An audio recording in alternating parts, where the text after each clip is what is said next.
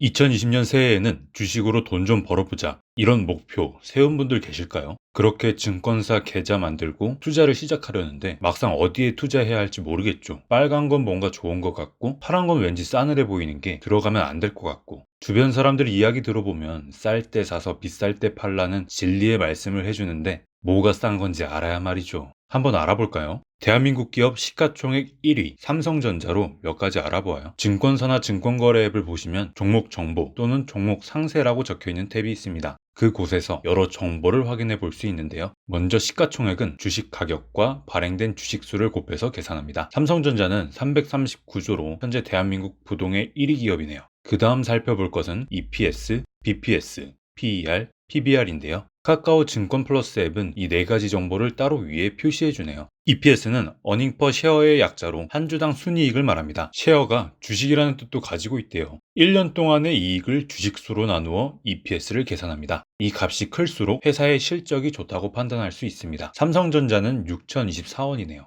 BPS는 북 밸류 퍼 쉐어의 약자로 한 주당 순자산을 의미합니다. 순자산은 총 자산에서 부채를 빼고 필연적으로 빠지게 될 비용들을 제외한 것을 말합니다. 한 주당 순자산의 값이 클수록 회사가 안정성이 있다고 판단할 수 있습니다. PBR, PER은 이 세 가지 관계를 나타내줍니다. 자본, 이익, 시가총액. 자본은 내 돈을 뜻하고, 이익은 회사를 운영해서 나온 매출에서 이것저것 비용을 빼고 남은 순이익을 뜻합니다. 시가총액은 아까 알아봤죠. 내가 가지고 있는 자본에서 얼마만큼의 이익이 났는가를 알려주는 것이 ROE라고 합니다. ROE가 10이면 10억의 자본에서 1억의 이익이 나온다는 의미입니다. 이 ROE가 클수록 회사의 영업활동이 좋다고 판단할 수 있습니다. 삼성전자는 ROE가 8.76%네요. PBR은 시가총액과 자본의 관계로 프라이스 투 북 레시오의 약자입니다. 사실 정확한 계산은 시가총액을 순자산으로 나눕니다. 그러나 자본, 이익, 시가총액의 관계를 형성하기 위해 자산 대신 자본으로 구하는 경우도 있습니다. PBR의 의미는 기업의 가치가 순자산 또는 자본과 일치하는가를 알려주는 것입니다. 실제로 코스피의 PBR은 1 근처의 값을 가집니다. 그래서 국내 코스피 시장에 상장된 기업의 PBR이 1보다 작으면 저평가되었다, 1보다 크면 고평가되었다고 표현합니다. 저평가, 고평가는 PER로도 하는데요. PER은 프라이스 어닝 레이시오의 약자로 시가총액을 이익으로 나눕니다. PER이 10이면 기업이 한 해의 이익만큼 10년 동안 벌면 해당 기업의 시가총액만큼 된다라는 의미입니다. 따라서 PER이 높으면 벌고 있는 이익에 비해 시가총액이 높다, 즉 고평가되었다고 말할 수 있습니다. 코스피의 PER은 평균적으로 10 정도라고 합니다. 통계상에서도 10 초반 정도로 조사되었네요. 이렇게 PBR과 PER을 기업평가의 척도로 사용합니다. 추가적으로 PER과 비슷한 EV, EBITDA라는 것이 있는데요. 기업이 빌린 돈까지 포함한 기업 가치를 여러 비용을 제하지 않은 이익으로 나누어 계산합니다. 기업의 인수합병 전략에 참고하는 지표로 빌린 돈이 적을수록 낮게 계산됩니다. EPS, BPS, ROE, PBR, PER, EV, EBITDA로 기업의 재무 상황과 평가 정도를 확인해 볼 수 있겠죠. 돌다리도 두들겨보고 건너자. 돈킹콩이었습니다.